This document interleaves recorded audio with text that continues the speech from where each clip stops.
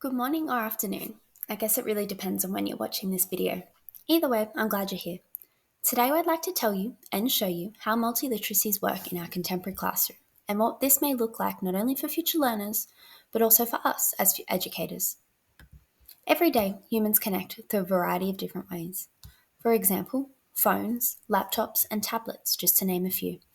Emojis and GIFs can be easily sent and just as easily understood. The way we communicate has changed, and we need to learn how to effectively incorporate these new ways into our classroom setting.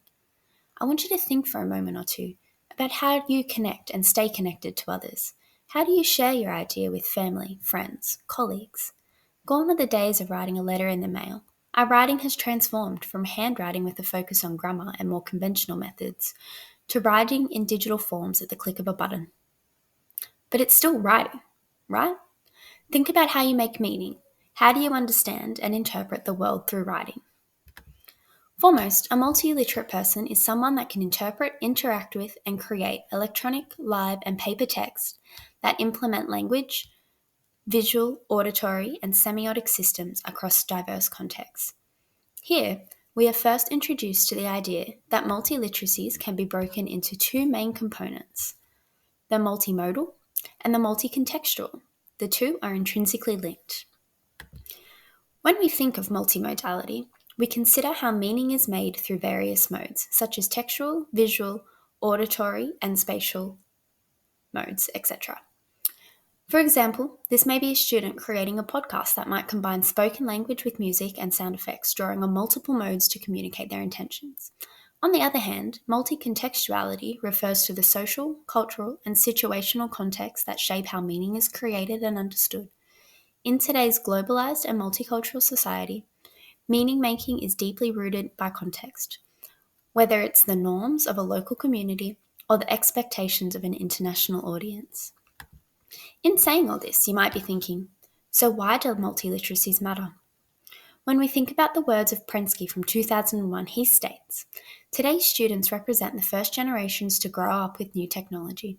They have spent their entire lives surrounded by it and using computers, video games, digital music players, video cams, cell phones, and all the other toys and tools of the digital age.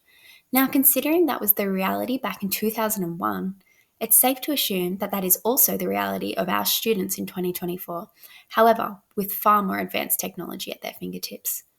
Quite frankly, a traditional literacy approach isn't enough. In today's classroom, students need more than the ability to read and write to successfully participate in the contemporary world. They need to engage critically with multimodal text and navigate diverse cultural contexts. The world is changing, the communications environment is changing, and it seems to us that to follow these changes, literacy teaching and learning will have to change as well, which I think we can understand as a driving force in the development and shift towards a multiliteracies approach. But it's the how of multiliteracies that we really need to think mindfully about.